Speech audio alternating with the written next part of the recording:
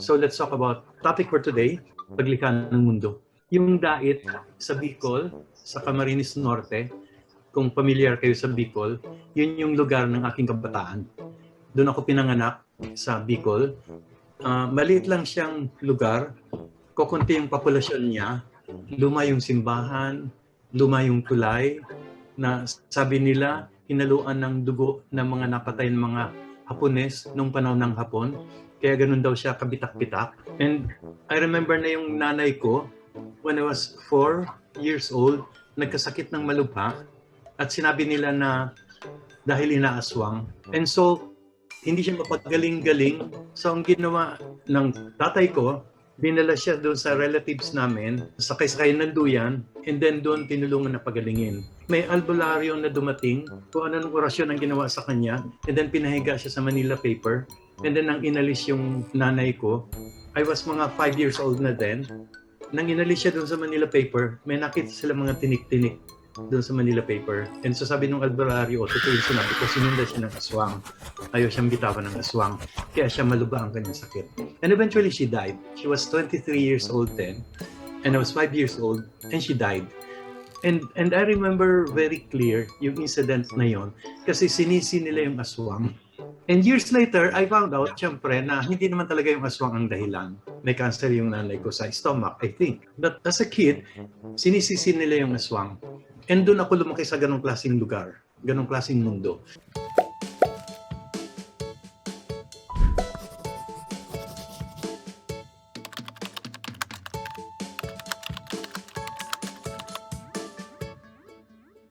Yung tatay ko, who was an immigrant from China, and if you know, nung mga panahon yun, tumatakas sila from China, smuggled sila dito, nag-assume sila ng ibang identity para makapamuhay sa Pilipinas, and in a way, medyo illegal ang existence nila dito. So he was a very shy and lonely Chinese living in our town.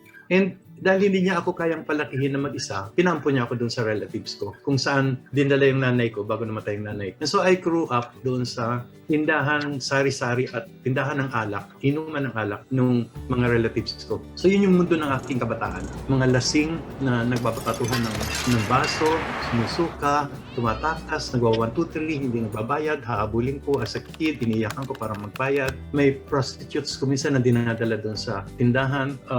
Yung isa nakita ko sinisilaban ng apoy yung kanyang genitals at bakit hindi nasusunog? Anong magic ang pinaperform niya? Yun yung images ng childhood na kinalakhan ko. And bilang isang bata, I felt very small. I felt very insecure. Ang lakas ng inferiority complex ko.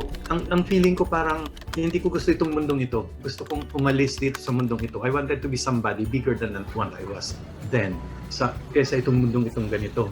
So, yun yung usually na kinikwento ko sa iba na I kept going to the library to read books. I kept reading comics. Basa ako ng basa ng comics, ng magazines, ng mga libro. And sa mga comics at sa mga magazines na nababasa ko, and eventually sa mga pelikulang napapanood ko, lagi nilang binabanggit na ang magandang lugar ay ang Maynila. At ang sentro ng Maynila ay yung Quiapo. So I started growing up thinking na ang pinaka-dream world na pwedeng puntahan ng isang batang gaya ko na gustong lumayas, gustong maging somebody, ay Quiapo. And so while living in Daet, wanting to escape, I was dreaming of Quiapo. I was thinking of another place na pwedeng pumalit dito sa lugar kong ito.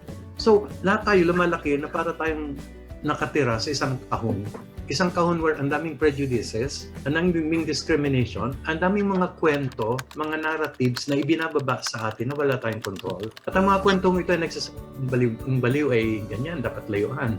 Ang ex-convict ay masama, baka delikado. Ang bakla, dapat huwag kang lumaking bakla, huwag kang maging too gentle, maglalaro ng manika, and so on and so forth. Lahat tayo lumalaki na merong mga tinatawag nating narratives, tawag tayong history. Bawat lugar na kinalakihan natin, may sarili siyang history. At ang history na yun, ibinababa sa atin doon sa lugar na yun, kung saan tayo lumaki. At wala tayong magawa kasi history na ibinababa sa atin. So growing up, if they tell me na ang Locarit ay dapat ganyan, ang mga rebelde ay ganyan, ang ex-convict ay ganyan, pinaniniwalaan ko yun part yun ng kahon na kinalakang ko. Kasi yun yung history handed down to me. At wala akong karapatan na mag-question. Slowly growing up, I started to ask questions. Pero hindi ko siya pwedeng baguhin. Binabangga-bangga ko, hindi ko mabago. So I wanted to escape. I wanted to run away and be somebody and go to another world na ibang klase doon. Pero ang hirap umalis. So growing up, para tayo nasa loob ng isang kahon na mayroong mga narratives o stories na ibinababa at nag-shape sa ating paglaki. And also, meron tayong tinatawag na parang posisyon natin sa lugar na yon. Bawat mundo, bawat lipunan, bawat kahon, meron tinatawag na hierarchy. So sa mundong yun, ang hierarchy, mababa ako. Siyempre yung mas matatanda, yung teacher, yung nagsasabi, silang mas mataas. Ako nasa baba. So, lahat ng mundo, meron tinatawag na hierarchy. Merong may hawak ng kapangyarihan, merong nagpapatakbo ng kung ano man mga pangyayari o kalakaran doon sa mundong yon. Merong nagbibigay ng kwento, ng kasaysayan, nagsasabing ganito tayo noon at ganito dapat ngayon, ganito dapat ang isang tao. Merong ganong hierarchy. Ang position ko, ang feeling ko, ang bababa ko. Kaya ako laging nangangarap na makatakas, makaalis, makapunta ng Quiapo sa Maynila. Na parang nandun yung magiging katuparan ng lahat ng pangarap ko. Eventually, nakalayas ako nung high school, 4th year, nakalayas ako ng diet at iniwan ko na siya at sinumpa ako na hindi ako babalik. And hindi ako nagbalik after more than 10 or 12 years. Nang may shooting lang kami ng Salomit, saka ako bumalik. At pinanindigan kong hindi ako babalik doon. At tinakasan ko siya. But I realized later on, sa lahat ng mga sinusulat kong kwento, short stories man, and eventually mga pelikula, I realized na hindi ko totally naiwanan yung lugar na kinalakhan ko.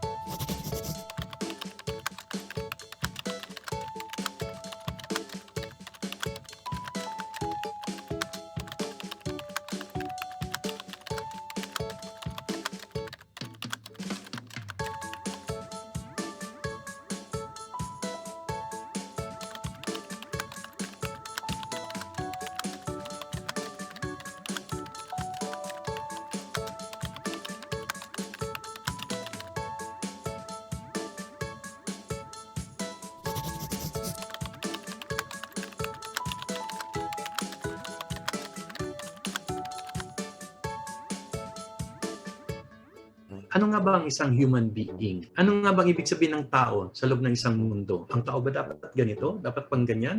Dapat bang second class? Dapat bang nagmamarital rape? Dapat bang ganito?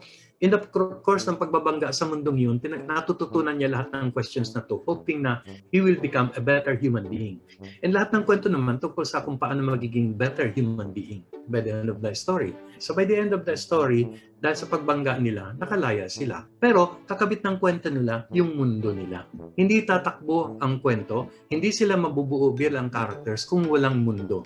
At ang mundong yun dapat binabangga. Kung hindi binabangga yung mundo, hindi sila matututo, hindi sila magkakamali, hindi sila mag-improve, hindi sila mabubuo. So kailangan nilang banggain yung kahon. Maski na gaano kaganda ang kahon, kailangan mo paling banggaon because you can always be a better human being.